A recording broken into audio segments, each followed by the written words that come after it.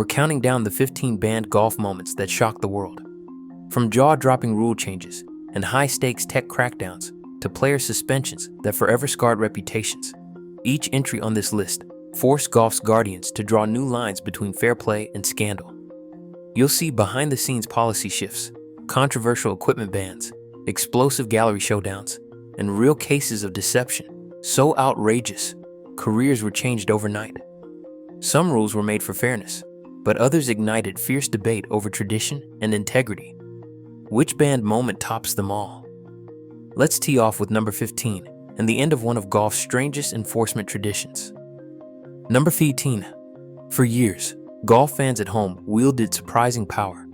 If you spotted a rules violation on TV, one phone call or email could flip a tournament.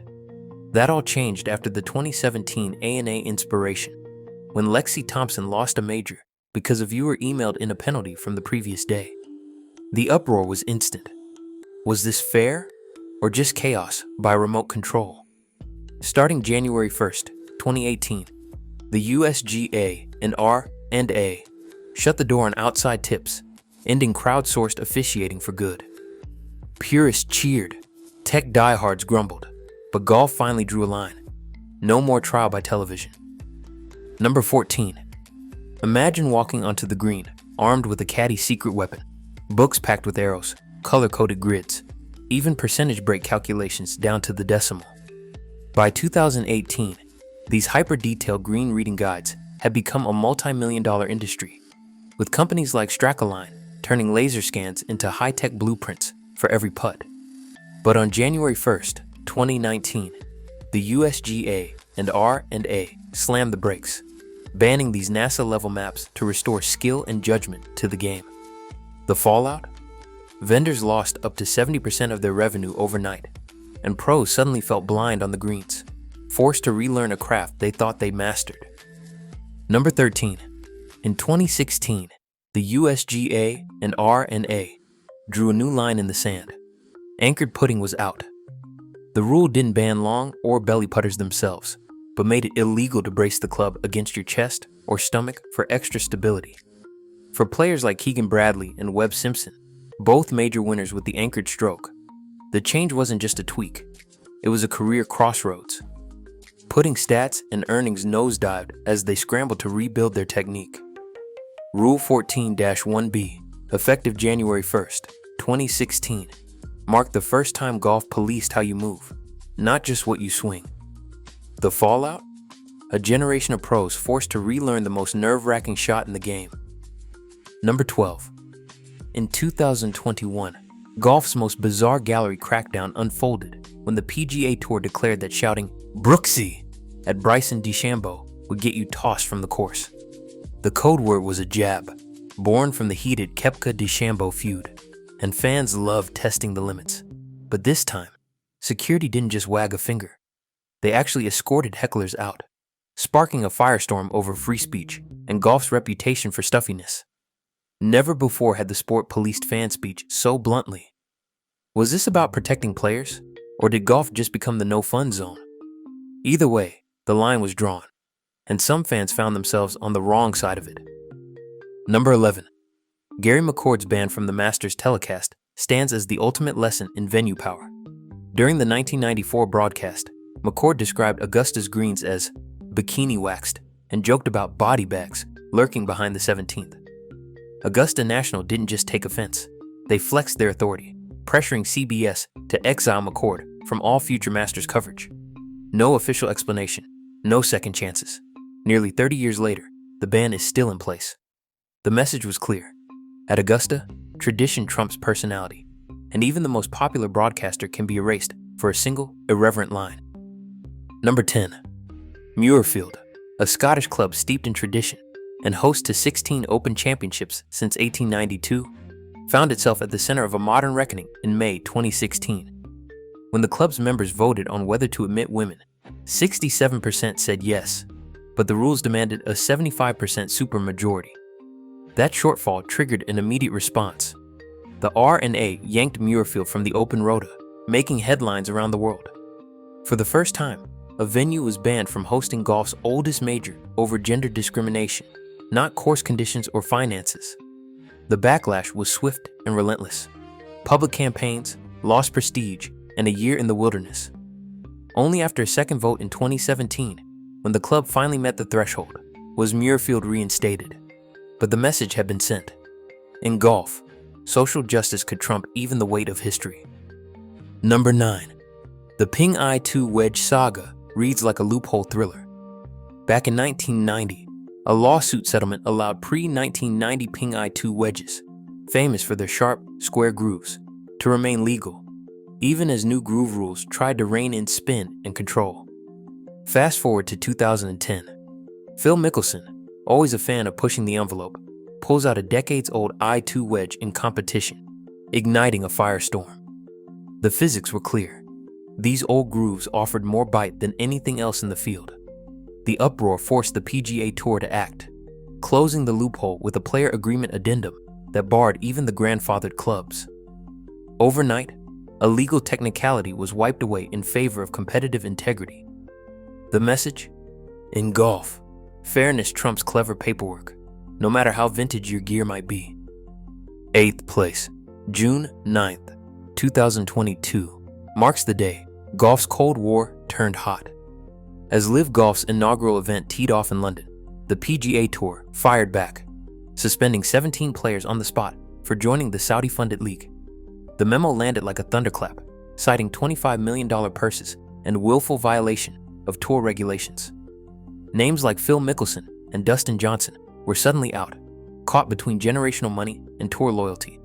Within hours, legal teams mobilized, launching antitrust lawsuits that would drag the sport into courtrooms and headlines. Never before had golf seen a mass suspension of this scale. The message was unmistakable. Pick a side, legacy or the new money. The battle lines were drawn, and the ripple effects are still reshaping the game. Number 7. Wesley Bryan's suspension rewrote the rulebook on what counts as crossing the line. In April 2012, Bryan, a PGA Tour winner turned YouTube star, joined the LIV-backed Duels Miami exhibition at Trump Doral. This wasn't an official tournament, just a 9-hole scramble packed with influencers and a $250,000 purse streamed to millions online. But the PGA Tour didn't care about the format. By participating without a formal release, Bryan triggered an indefinite ban, the first ever for playing in a social media event tied to LIV Golf. The shock? Even unofficial content is now grounds for exile. Critics called it guilt by association, a sign that the tour's fight with LIV now extends to every corner of the game, from major championships to viral YouTube scrambles. For Bryan, the message was loud and clear. In golf's civil war, even digital fame can cost you your career. Number 6. Doug Barron's suspension in 2009 shattered golf's illusion of being untouched by performance-enhancing drugs. For years, the sport's anti-doping policy looked more like window dressing than a real threat, until Barron tested positive for testosterone and a beta blocker. Both were prescribed by his doctor, but the PGA Tour didn't blink. Barron received a 1-year ban, the first ever for PEDs in tour history. The ruling sent shockwaves through clubhouses and locker rooms. If even a medical exemption couldn't save you, nobody was untouchable. Barron's career never fully recovered, and the message was clear. Golf's clean image now had a testing protocol with actual teeth. Suddenly, every player knew the era of ceremonial drug tests was over. The sport's innocence was gone, replaced by a new, much stricter reality. Number 5. Scott Stallings' 3-month suspension in 2015 sent shockwaves through the PGA Tour. Here was a recent tournament winner, someone with sponsors, TV time, and a reputation to protect, suddenly sidelined for violating the anti-doping policy. The tour never disclosed the exact substance involved, but Stallings didn't hide. He accepted responsibility, issued a statement, and quietly served his 90-day ban. That moment shattered any illusion that the sport's drug policy was just for show. If a name-brand winner could be caught, no one was immune. The timing mattered too. By 2015, the tour had ramped up testing protocols, making clear that Barron's earlier suspension wasn't a one-off. Sponsors took notice, and conversations about credibility and clean competition grew louder. Stallings' case proved that anti-doping enforcement had real teeth, and that even the biggest stars could find themselves on the wrong side of the rules. The stakes for reputation, legacy, and trust had never been higher. Number 4. Matt Every's 2019 suspension sent shockwaves through golf's rulebook and the world of sports medicine. Every, a 2-time PGA Tour winner, was handed a 12-week ban after testing positive for marijuana, a substance fully legal in his home state of Florida and prescribed by his doctor for anxiety and sleep issues. But here's where the collision course begins. The PGA Tour, still following the World Anti-Doping Agency's global list, labeled marijuana a drug of abuse, no matter the medical context or shifting state laws. While other sports were already softening their stance, the tour stuck to tradition, triggering a firestorm of debate about outdated policies and the stigma around mental health treatment. Every didn't hide. He spoke openly about his struggles and the need for better support. The fallout? A public reckoning with whether a prescribed medicine should cost a player his career, and a spotlight on how slow-moving rules can leave athletes caught between science, law, and the spirit of the game. To the Coming to the top 3, Grayson Murray's suspension in 2001 brought golf's private struggles into public view. The story begins in Hawaii, where a late-night bar incident during tournament week crossed the line from off-course stress to official discipline. The PGA Tour's conduct policy, rarely invoked for behavior outside the ropes, was suddenly front and center.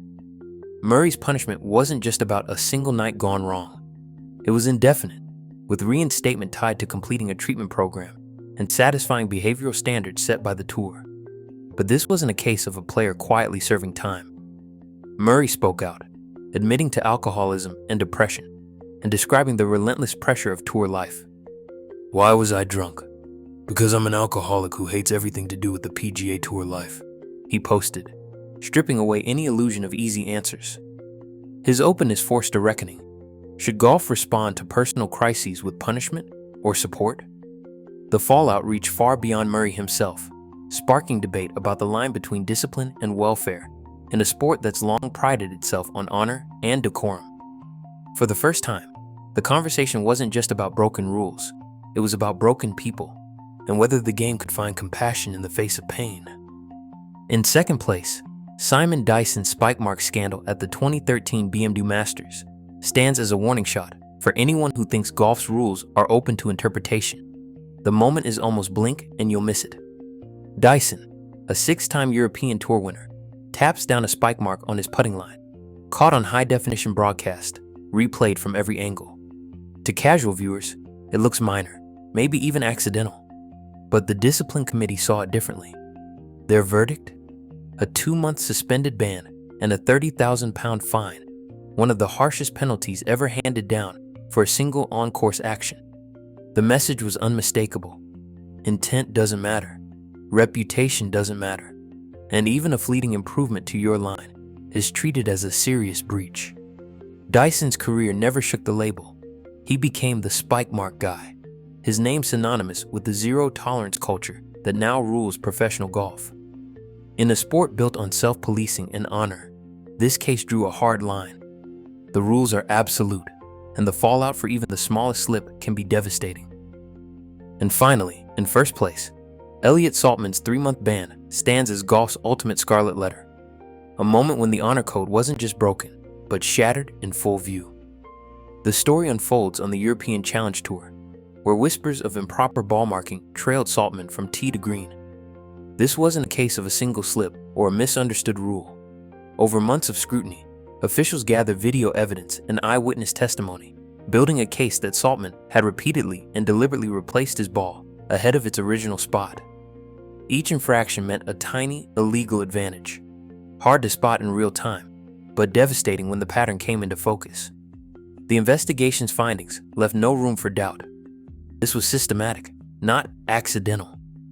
In January 2011, the European Tour announced a 3-month suspension, explicitly citing deliberate dishonesty. In a sport built on self-policing and trust, that word, cheating, lands like a thunderclap. Saltman's defense was thin, and appeals went nowhere. The verdict was public and permanent. A player had crossed the line from mistake into outright fraud. The fallout was immediate and brutal. Saltman's reputation, once promising, became a cautionary tale. Sponsors vanished, invitations dried up, and fellow pros kept their distance. Unlike technical violations or gray area rulings, this ban carried a lasting stigma. To this day, Saltman's name is invoked whenever golf's integrity is questioned, a reminder that the game's unwritten rules can be enforced with the harshest of penalties when intent is proven. In the hierarchy of golf's most shocking bans, nothing else comes close to a proven, deliberate act of cheating. The lesson? In the world of professional golf, some lines, once crossed, can never be erased. From secretive policy shifts to headline-making bans, these 15 banned golf moments reveal just how far the sport's gatekeepers will go to protect tradition and integrity. The list moves from tech controversies, like the end of TV viewer call-ins and the crackdown on green reading books, to outright player suspensions for performance-enhancing drugs, cannabis use, and even off-course conduct. But the most shocking entries, like Simon Dyson's severe penalty for a seemingly minor spike mark, and Elliott Saltman's proven cheating, show that golf's ultimate red line is deliberate dishonesty. Across all entries, the common thread is the sport's relentless pursuit of fairness, sometimes at the cost of careers, reputations, or even long-standing institutions. What qualifies each moment isn't just the rule it broke, but the way it forced golf's leaders to draw new boundaries under public scrutiny. In the end, these banned moments prove that, even in a game built on honor, the rules and their enforcement